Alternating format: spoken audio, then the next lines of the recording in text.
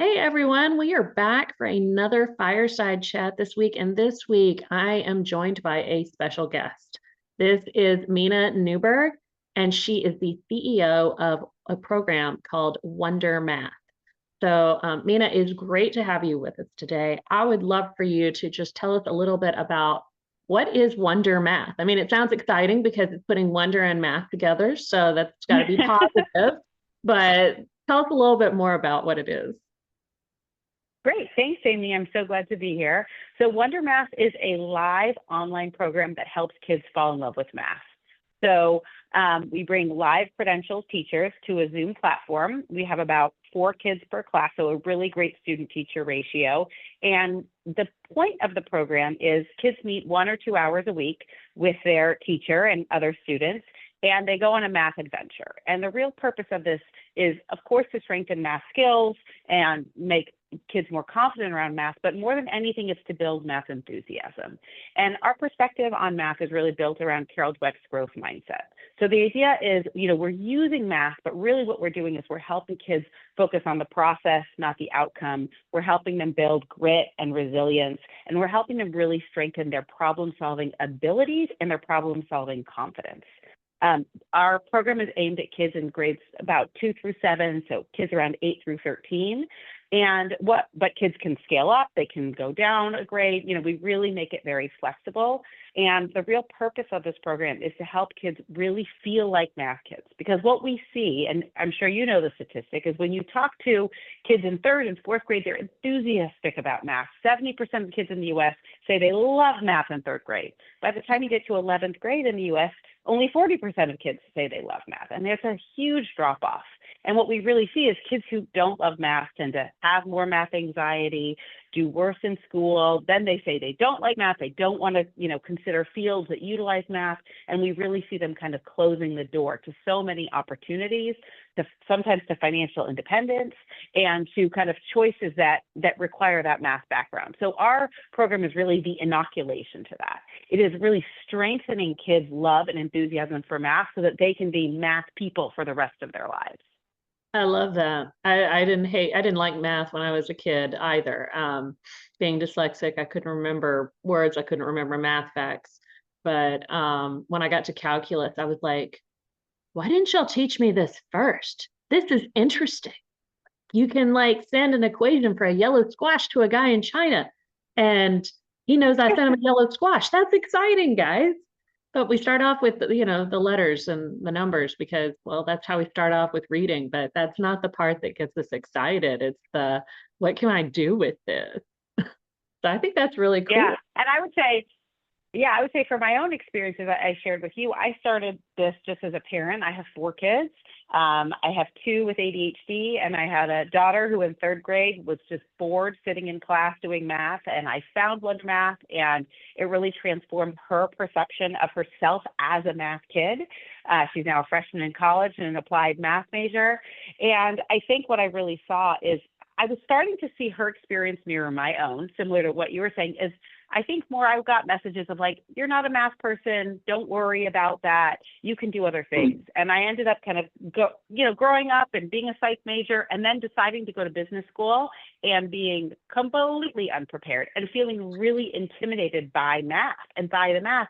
And I actually ended up going to UCLA as undergrad and then going back to community college to take classes in statistics and economics and to try to strengthen my math skills so that I would be able to go to business school. And I think so much of that was, for me, mindset, was having a mindset that I didn't feel comfortable with it. I felt kind of scared of math and intimidated. And I feel like what Wondermath does really well in 1 to 2 hours a week is really helps kids feel very confident about math, feel like it's something they can do, and frankly, feel comfort in the discomfort, right? Feel comfort in that I don't know how to do this, but I know that I can figure it out. And I think that it's really hard to teach that. And I think that a program that kind of, with such a small student to teacher ratio, a lot of positivity, a lot of collaboration around working together, Wondermath has been really successful at, yes, helping kids feel like they have better skills, but more importantly, having them feel more confidence around math. Well, and the truth is that all kids are math kids because we're all human beings. And math is just another way that we communicate with the world around us. So all kids are math kids. And when we communicate to kids either through their experiences in a classroom or just struggles that they're having with learning math, that they aren't math kids, that's really stealing an opportunity from them to connect with our larger world around them.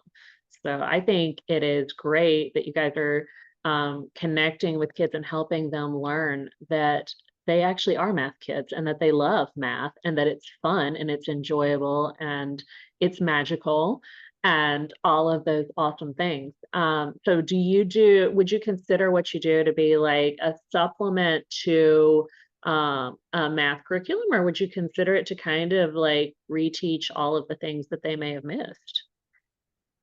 That's a great question. I would say originally it was a supplement, and we've actually just launched a twice a week program. So I think, and we cover every state standard. So at this point, it can be a full math curriculum that kids are really learning. And we're also beginning to start doing some assessments to make sure that parents know where their kids are and that they're meeting state standards. So I think originally the program was concepted to be a supplement, and as we've seen a real shift, and as you and I were talking about, kids moving to homeschooling, kids moving to more independent learning, we wanted to make sure that this program could be the primary program that they used for their math education, and it now can be. So we're really excited by that. And I think that what we're really doing is we're taking all the state standards, we're looking at kind of other places where state standards are coming up and how that's being taught and really using it to enhance our program. But we've made our program much more gamified. So we partnered with game developers in the original programming to keep kids interested. I think something that we saw where, you see kids are falling off is they're losing interest and they're wandering off. And then if we think about math as a brick wall, they're losing pieces, they're losing individual bricks in the wall. And so by making the content more engaging and then kind of repeating the content twice a week, what we're doing is we're really helping to fill those holes. So why parents love the program is, kids are doing it live and online. They have, somebody who's a credentialed teacher really teaching their kids. They can do it from their home or on the road or wherever they are. And we do parents weekly feedback. So they see kind of what their kids have learned and kind of where there's opportunities for more growth and where their strengths are. Kids love it because it is gamified. So they're earning gems that they can turn in for real world prizes. They get a kind of fun box before they start where they get different masks and they can read for different characters every week. So it's really story driven. So they're practicing their reading and they're practicing math in the context of kind of reading, which I think is also important. I think, when kids are starting early, they're doing sheets, they're doing problems. But when we see math exist in the real world, it's usually in the context of a word problem or a bigger problem that you have to understand context around. And so that's why we feel a story-driven curriculum makes math more relevant to how kids will also see it in the real world. Yeah, no, that makes a lot of sense. And I think that is a really great idea because when you're looking at math curriculum, like one of the things that I think parents get frustrated with is that you've got all this stuff that needs to be taught so that kids can then do algebra, geometry, trigonometry, maybe even calculus. And getting to that point can be very intimidating, especially when you start having problems, which a lot of times does happen second, third grade. So basically, I think it sounds like what you guys are doing is you are basically providing an opportunity for kids to get everything they need to be able to do high school math and to feel confident about doing it so that they can then go on to taking high school math classes with confidence, because that really is what sets that foundation for future math learning. And a lot of the problems we see in high school math classes with kids is that they didn't get a solid enough foundation in the beginning. And now all of a sudden we're doing these larger problems that involve bringing multiple skills together. And well, it's no wonder we're having a problem. Yeah, I think that's accurate. I think something else that we do that's almost a softer skill, but just as important, is helping kids be comfortable not knowing something and needing to figure it out. I think, like when we talk about harder problems, we often start and we need to start somewhere. We don't know the answer. We don't know where to go, but we just need to get started. And that's what Wondermath kind of practices the skills on with kids. And I think that is really important in addressing test anxiety, addressing performance anxiety. I think with the shift towards kids needing to feel perfect because there's no room for error. We see this epidemic of anxiety happening in kids. Yes.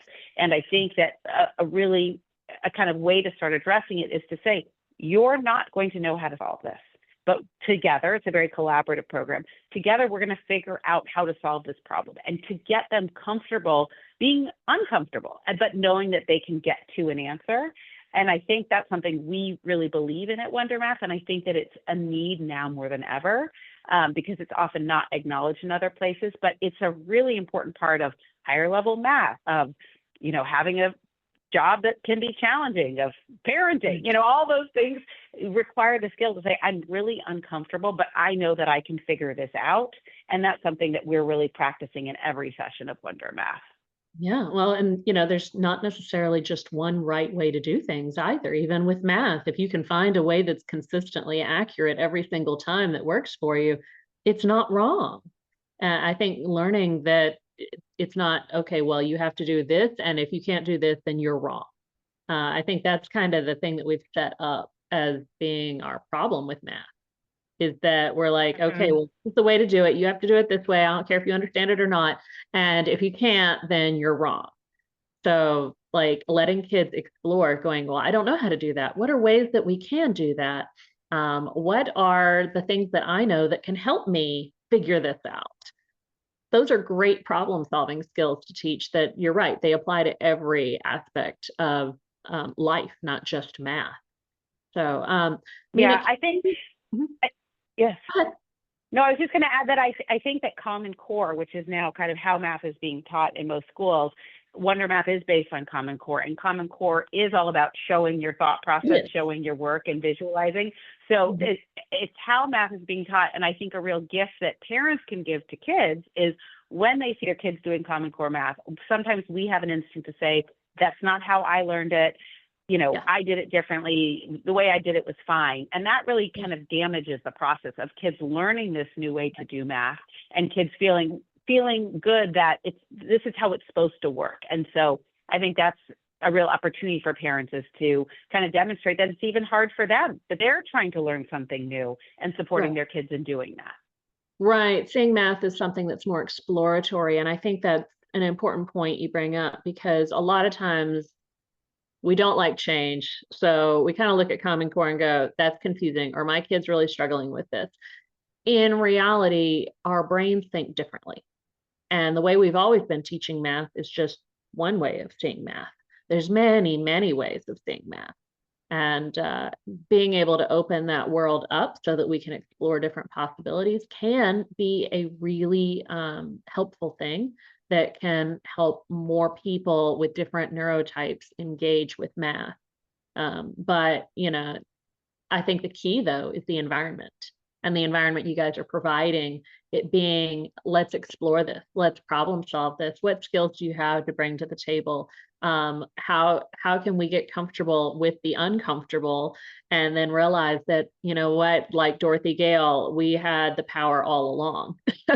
We just hadn't thought about how to put it together. So, Mina, can you tell us where they can find more about Wondermath if they're curious? I'm going to link to some of you guys' social media pages in our post here, but I would love for you to tell them more about different ways they can find you. Yes, it's very easy. We're on the web at wondermath.com.